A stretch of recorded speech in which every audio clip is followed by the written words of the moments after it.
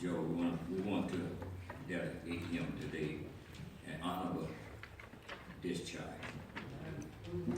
In Timothy,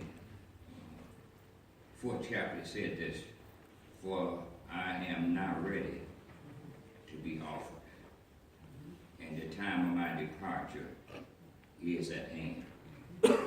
I have fought a good fight. I have finished my course. I have kept the faith.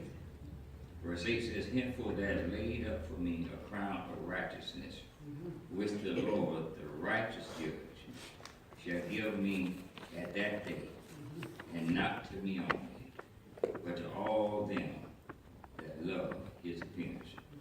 I just want to talk about that today, earthly arrival and a heaven departure.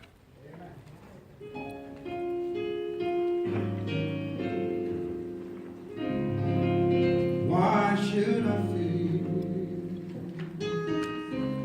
discouraged? And why should the shadows come? Why should my heart feel lonely and alone? For heaven and home, when Jesus is my portion, a constant friend is he. His eye is on the sparrow, and I know he watches me. His eyes on the sparrow,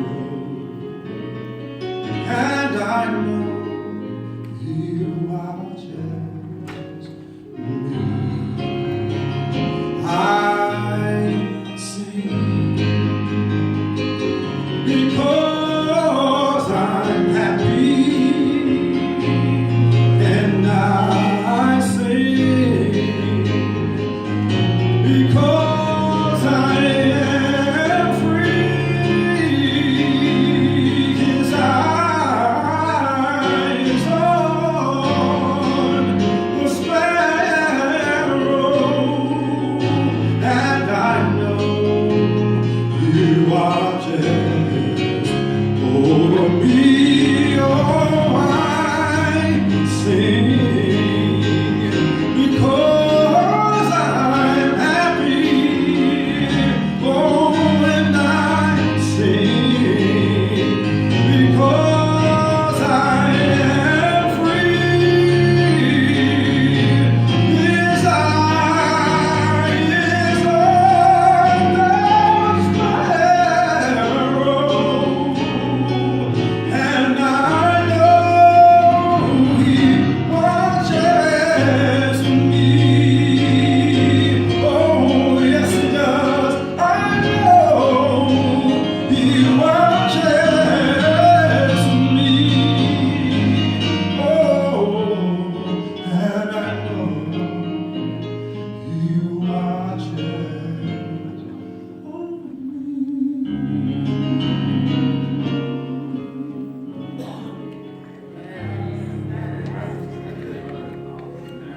Thank you. And certainly we thank God today for Dr. Magna St. John, who's here with us today. A heaven, earthly arrival, and a heaven departure. I think we all should recognize that this world is not our home. My brother called me from Florida, and he just retired from a 60-year job. And he told me that the boss bought him $8,000, what's the name of that watch?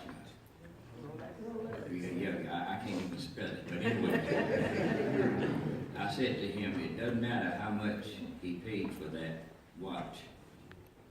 The best thing that watch can do for you is tell time, but it don't know the time. So what I said, we need to love every minute that we have. We need to love like it's our last minute, because we come here on our way back home. And I'm looking at those flowers, they look so good, they look so good, but they're really not flowers, those are stamps. The casket, it looks good, but that really in a casket, that's an envelope. And what we thought we viewed today as Brother Joe really wasn't Joe, that was the house that he lived in. It's just left. And he says to us today, you don't know when, you don't know where, and you don't know how. But the day is coming for all of us. And you have to, Paul recognized something that most of us men don't recognize. Like men, milk and bucket, we want to admit the fact that we can't do the thing we used to do back in the 60s. You know, it's in our head, but our body just don't respond to what's in our, amen, come on. I said this morning that I had a 82-year-old friend. He said to me, Jay Bird, I'm as good at 82 than I was at 18. I didn't want to hurt his feelings. Because if he's as good at 82 as he was at 18, then I see why he ain't never get married. because the truth of the fact is, the minute we breathe our first breath of air, we start dying. We start going back home. Things we used to do, we just can't do them anymore. I don't know if I told you all this story, but just very quickly, like my two sons, I thought I felt young. I went out and got us 3 outfits of jogging suits just alike. lived on Whittemore, at 81 Whittemore. We started jogging up here to this stadium, Wilson Stadium. I'm sweating, I'm soaking wet, and my boys is just cruising along. I get up there to Wilson Stadium, and I saw something that looked better than my wife. I saw a phone booth. I went in and said, taxi? And they asked me, Pop, where you going? I'm riding back home. Y'all can get back the best way y'all can. But the fact of the matter is, we are slowly drifting away. Come on, everybody say it. I don't care how much just for men we put in our hair. I don't care how we tighten it up, but it just, in fact, Roger, I had the lecture in Detroit. Roger, he got up and he gave me these big accolades. He just introduced me and said, Keys still got swag. I got up and I thanked him for his introduction, but I wanted to make one correction. That wasn't swag that you saw in me, that was arthritis. Come on. because the fact of the matter is, you just can't do what you used to do. Can I get a witness? And the reason, let me say, I know that we can't do the thing. Have you ever went in the room looking for something, forgot what you went in there for? Yeah. You got to get your mind and go back in there and see if you can find it again. Have you got that way? We name Ray, Junebug, and Pookie, and sometimes we can't even call that name because our mind is slowly drifting away. Have you ever been looking for your glasses? And they up on your head? Have you ever been going someplace and forgot where you were going? Call somebody on the cell phone, and when they answer, you ask them who it is? Because the fact of the matter is, we're not as young as we used to be. So we need to get good out of good while it's good. And that's what Paul was saying here to Timothy. Listen, I've lived a good life, but I recognize that number one, I got to pass along to you what I've gone through. And listen to everybody talk. Joe done passed some good stuff along to his family. Paul said, listen, the time of my departure is at hand, because he said, listen, good health does not mean long life. See, it's not how long you live, it's how you live while you live. And you can see, living and life is two different things. Because in Genesis, when God blew into our nostrils, we became a living soul. But we go from a living soul to an eternal relationship with God. So Paul recognized here today that he was getting old. He said, now listen, he said, for I am now ready. And that might be a question that we all need to ask ourselves. Just ponder over it. If he called you today, will you be ready? Because when you make a doctor's appointment, you don't wait till the day of your appointment to get ready. Can you get a witness? And I know some folks have this thing where I don't go to church because church folks ain't no good. You're absolutely right.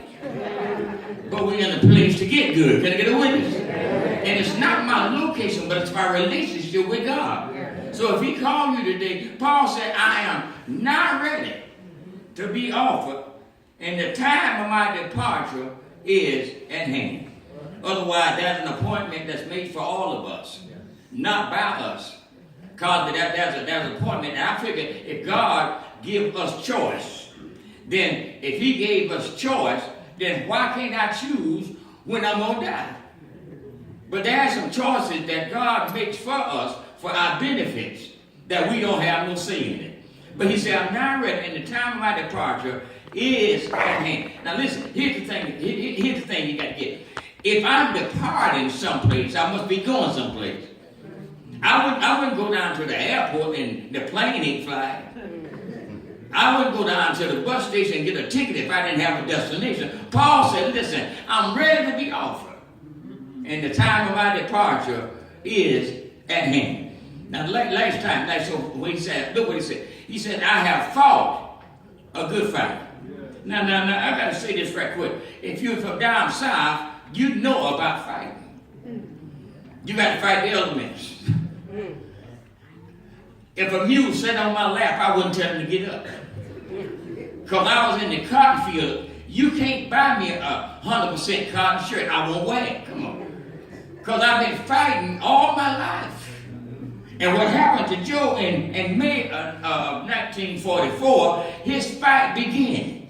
See, it's not how we fight. It's not outside of how we fight. It's our continuation of how we fight. He said, I fought a good fight. And some of us right here today, if we admit the fact of that, we're still fighting some stuff now. Can you get a witness? You got to love folks that's unlovable. You got to help folks that's unappreciated. You got your bills up here, your money down here. You got a welfare system ain't faring so well. Joe said, you got Paul said, I fought a good fight. A good fight. See, fighting one thing and fighting right. Well, now, I don't know about y'all. I didn't have the luxury that you all had at y'all Christmas thing. All them nice stuff y'all had. Junior, I didn't have all that. The best thing I got was a tutu. Y'all want to know what a tutu is? I know y'all want to know that. You know that paper towel? When you get all that paper off of that towel, that little thing you pick and blow through it. And then when it get wet, you turn it around and blow through it and make a sign. But still, oh my God, we fought on. He said, I fought, and then we got a bozo doll. I know y'all know what a bozo doll is. That bozo doll has something on the inside of it that no matter how you hit it, it comes back up. And Joe down in Alabama, I knew he'd been hit many times, but it come back up. See, he said, I fought a good fight. I fought a good fight now, and I learned how to fight in Tallahassee at Fairview when I was playing football. There was a guy named Robert Lee Daniel. If I had the ball, he hit me. If I didn't have it, he hit me. So one day, y'all used to throw the ball, but one day somebody chunked me the ball. And I started running the other way.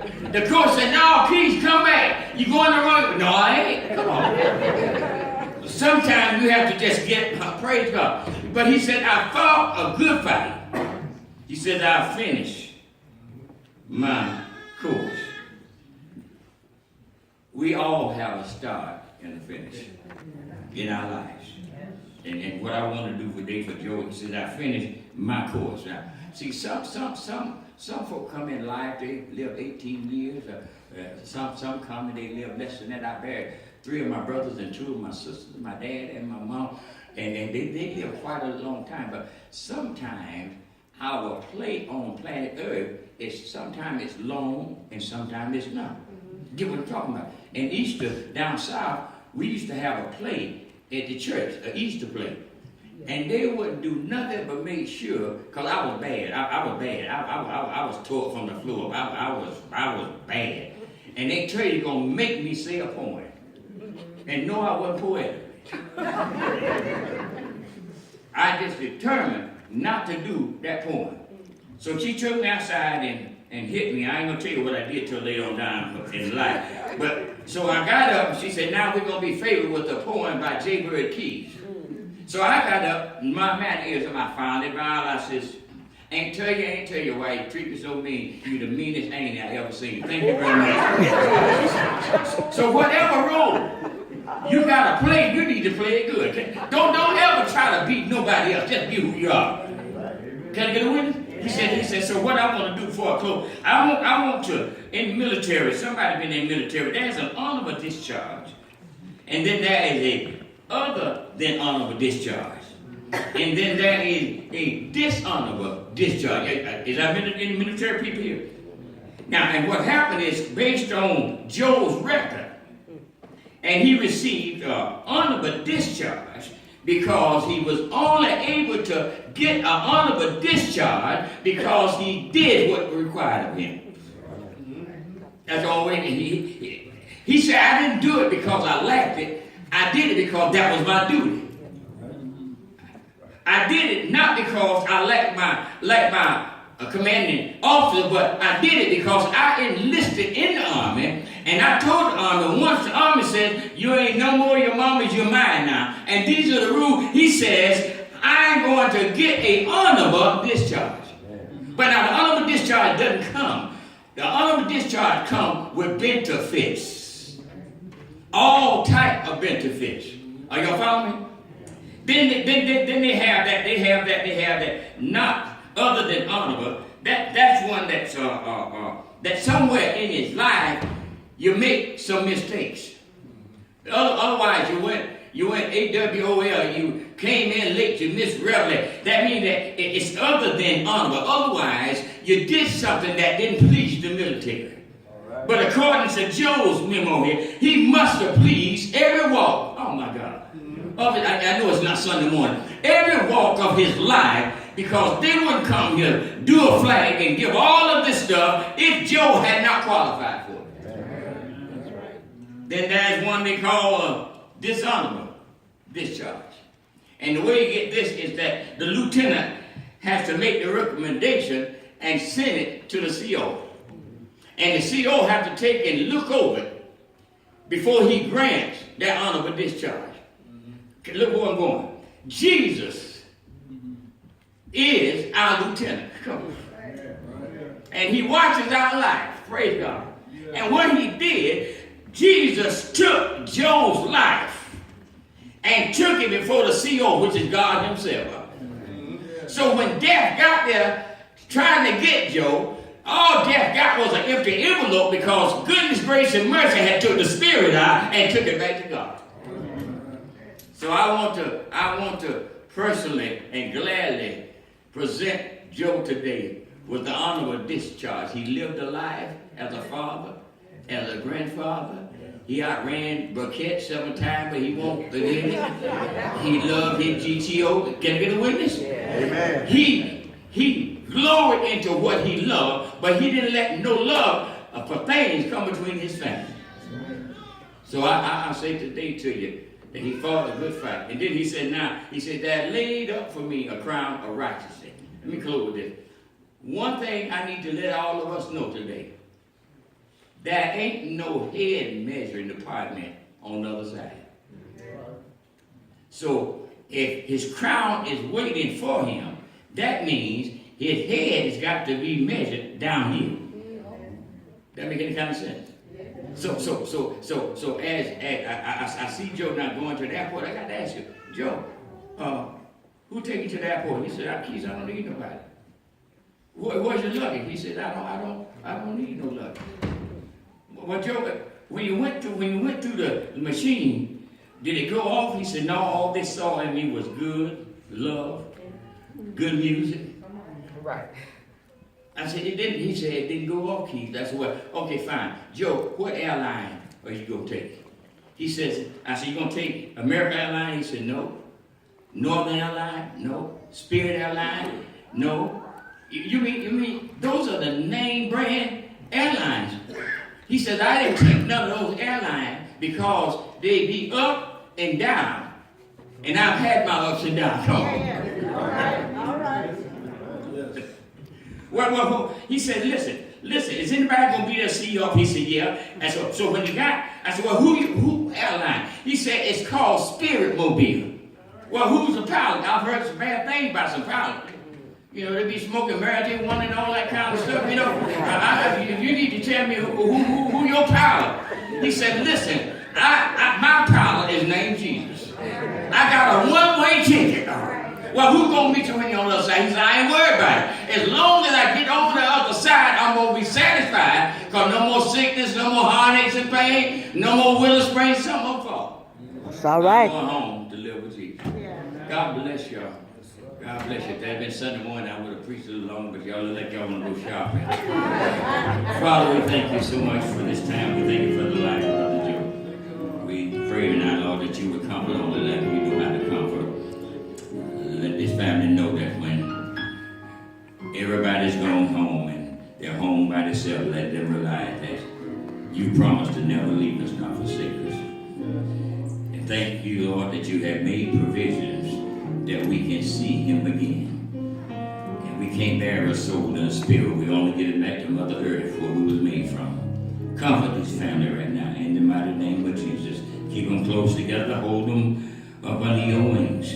We thank you right now. We glorify you. We give you all the praise, the honor, and the glory in Jesus' name.